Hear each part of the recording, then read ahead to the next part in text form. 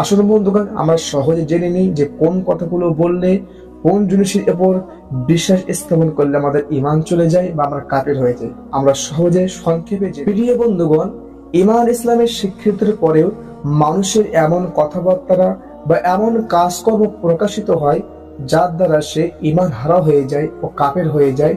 সে বুঝেও বোঝে না সে কত বড় ক্ষতিগ্রস্তদের অন্তর্ভুক্ত হয়ে গেল, সে বুঝেও বোঝে না। তাই কোনো বিষয়ে কথা বলার ক্ষেত্রে, কোনো বিষয়ে মন্তব্য করার ক্ষেত্রে ও কোনো বিষয়ে বিশ্বাস স্থাপনের ক্ষেত্রে সাবধান ও সতর্কতা অবলম্বন করতে হবে।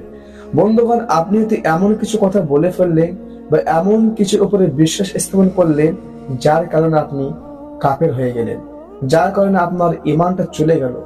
আসলে বন্ধুগণ, আমরা সহজে জেনে নিই যে কোন কথাগুলো বললে, কোন জিনিসের উপর বিশ্বাস স্থাপন করলে আমাদের ঈমান চলে যায় বা আমরা কাফের হয়ে যাই। আমরা সহজে সংক্ষেপে জেনে নিই।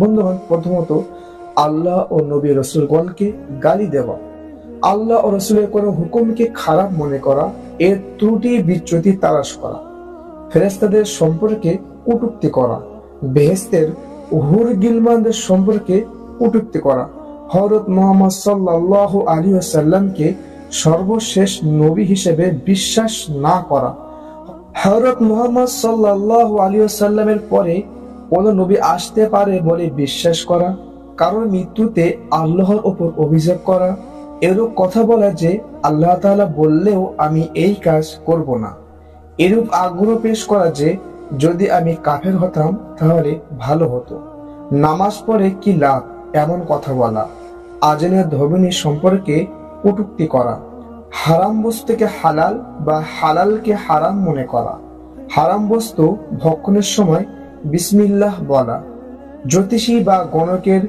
ভবিষ্যদ্বাণী বা গায়েবী খবর বিশ্বাস করা, কোন মানুষের প্রতি এরূপ বিশ্বাস রাখা যে তিনি গায়েব জানেন, আল্লাহ ছাড়া অন্য কারো নামে পশু জবাই করা।